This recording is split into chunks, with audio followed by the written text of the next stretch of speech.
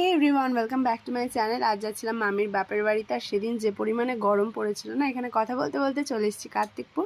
তারপর মাসির ছেলে সাইকেলে করে মামা বাড়িতে আসার পর এখানে আমার বটুন সোনা আমার ব্যাগ নিতে চলে এসছে।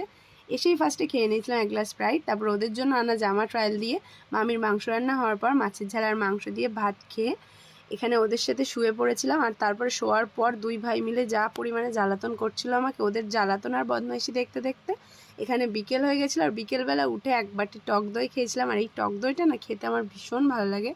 তারপর সবাই মিলে রেডি হয়ে বিকেলবেলা বেরিয়ে পড়েছিলাম দাদু যে কারখানাতে কাজ করে সেই কারখানাতে ঠাকুরগুলো দেখতে যাওয়ার জন্য। তো এখানে দেখো প্রচুর বড় ছোট সব ধরনের ঠাকুরই আছে। আর বেশিরভাগ ঠাকুরই কিন্তু এখানে রং করা হয়ে গেছে। আর এই ঠাকুরগুলোর কিন্তু চোখ আঁকানোও কমপ্লিট।